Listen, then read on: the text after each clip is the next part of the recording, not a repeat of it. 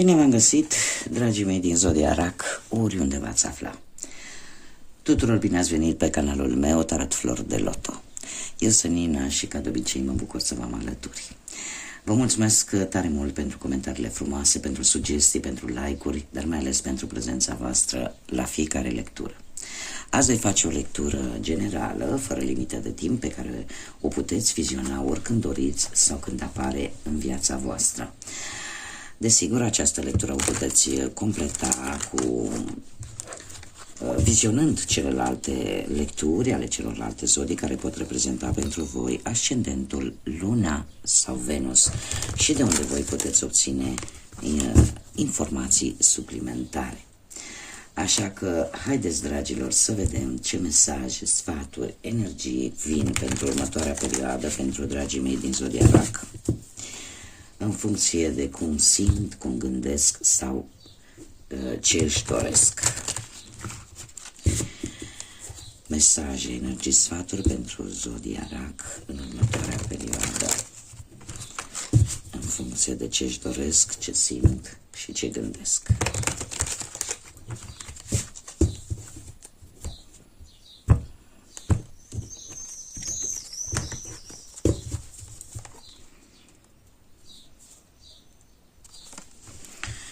Și avem Rege de spade, Pusnicul, Împărăteasa, Soarele, Optul de spade,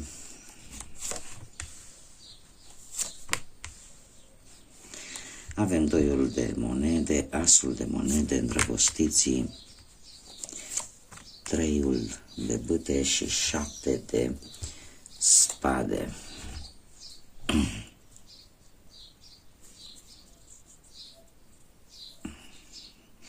Bun, dragilor,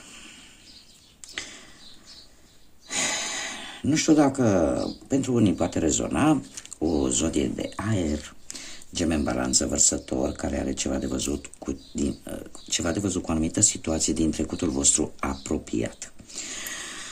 Poate unii dintre voi ați avut de făcut poate o alegere sau pur și simplu ați încercat din răsputeri să țineți în frâu sau în echilibru două situații din viața voastră, care cumva au ceva legătură cu acest personaj, această persoană dintr-o zodie de aer.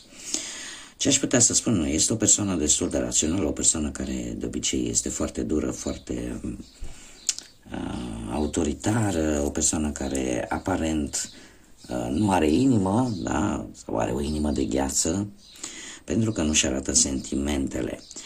Asta dacă vorbim pe planul ăsta sentimental, și se pare că voi ați ales în perioada în care, nu știu, să v-ați cam retras în căsuța voastră, acolo în interiorul vostru. De ce? Pentru că nu este ceea ce voi vă doriți. Nu știu, poate ați ales cumva să plecați într-un anumit loc, poate lângă o apă, posibil să vă reculegeți, să vă poate o călătorie scurtă, nu știu, poate în sfârșit de săptămână, un weekend, și v-ați dat seama de un lucru, o idee v-a străbătut gândul în această perioadă. Și poate ați realiza că nu se merită. Acum, dacă nu vorbim de partea asta romantică, vorbim de partea asta mai, cum să zic eu, mai profesională, mai materială, e posibil să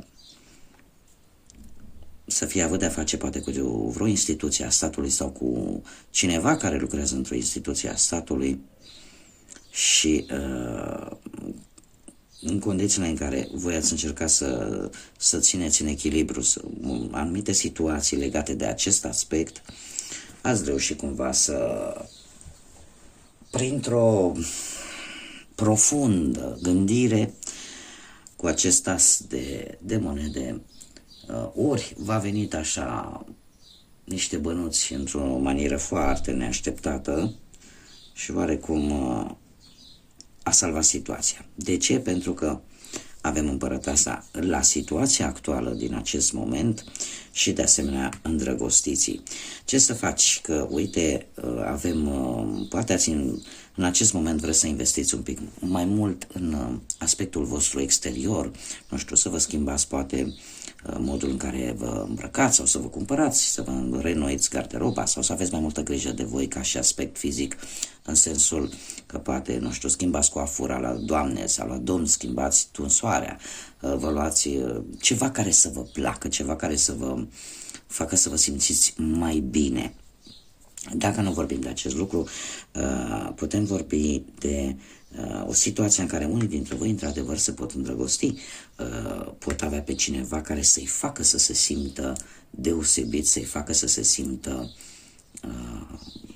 cu o energie super, super pozitivă, dar în același timp îndrăgostiții vine cu o sarcină, nu vin singuri, vin cu o decizie importantă pe care voi va trebui să o luați. Și trebuie să vă decideți dacă o luați cu mintea, cu rațiunea, cu logica sau o luați cu inima.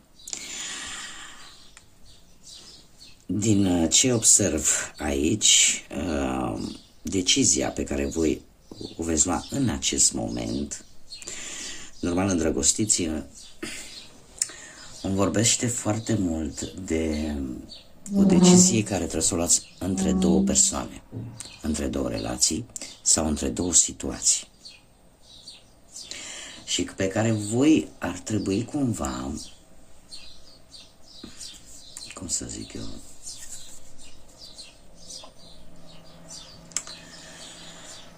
posibil să o luați cu inima, această decizie, dar va fi probabil necesar să faceți un compromis, dacă nu l-ați făcut deja. Dar decizia pe care ați luat-o din punct de vedere emoțional, ați luat-o cu sufletul. Ce urmează în următoarea perioadă? Avem soarele, avem optul de spade. Da, veți avea acea energie solară, veți avea acel optimism. Ales dacă vorbim pe partea asta a dragostei, dar la un moment dat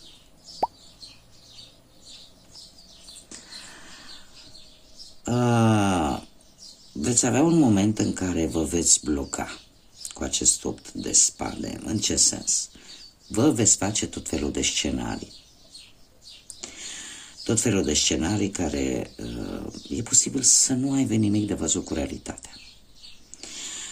E posibil să, nu știu, ca persoana cu care voi sunteți în acest moment, unii dintre voi să, nu știu, să locuiască poate la distanță și cumva să fiți în așteptarea la un moment dat, în următoarea perioadă, să așteptați un răspuns și pentru că cumva nu-l primiți atunci când vreți voi, lucrul ăsta cumva va crea așa un scenariu apoteotic, dar un scenariu care probabil că nu va avea nimic de văzut cu realitatea. Și veți face rău voi înșivă.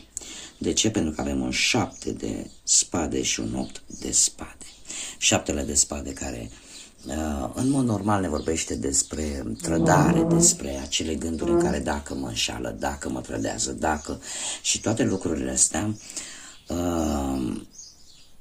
cumva vă blochează din punct de vedere mental.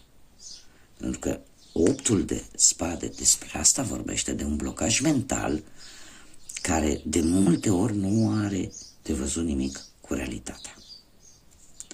Da? Dar el apare în momentul în care ne facem scenarii, tot felul de scenarii. Mintea este un tărâm care nu are limite. E posibil, nu știu, să fie o persoană sau tu să pleci într-o călătorie și cumva lucrul ăsta să nu ai încrederea aia necesară și să-ți creeze această gândire mentală. Haideți să vedem totuși dacă este așa sau nu. Hai să clarificăm acest 7 de spade. Clarificăm 7 de spade, te rog.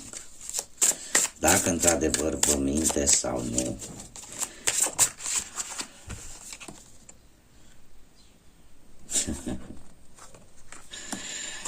s-a clarificat cu 9 de cupe, care e o carte, cred că cea mai pozitivă carte, în sensul că, dragilor,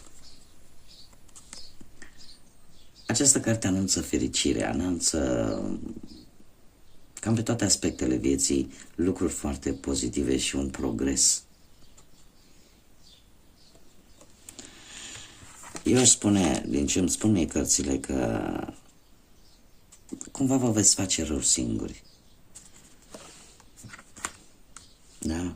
Nu știu, poate sunteți pățiți, sunteți, cum e vorba, tot pățitul e priceput, aveți acea stare de ori persoana respectivă pleacă într-o călătorie și pe voi vă pune ca pe jar, ori voi plecați într-o călătorie și sunteți optimiști, sunteți cu o energie, cum am mai spus, solară, foarte pozitivă, doar că la un moment dat mintea începe să vă joace feste. Dar se pare că este decât ceva utopic, e decât ceva care nu are legătură cu realitatea. Ai senzația mereu că cineva te minte, că cineva te înșală, că... dar nu, din păcate nu este așa. Hai să vedem ce mesaj are Universul, îngerii pentru tine. Un mesaj pentru Zodia Rar, te rog. Și o avem pe Rochelle.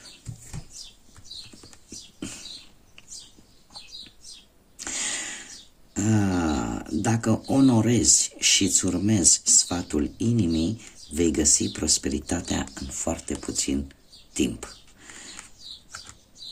Da? Exact ce am spus cu această decizie în care decizia pe care tu o vei lua o vei face cu sentimentele, o vei face cu inima, cu sufletul. Bun, dragilor, aceasta a fost lectura pentru voi. Eu vă mulțumesc pentru prezență, sper că v-am putut ajuta, v-am putut aduce un pic de lumină în suflete. Vă doresc să aveți o zi minunată, o zi plină de realizări și de vești bune, iar până data viitoare să fiți iubiți, dragilor.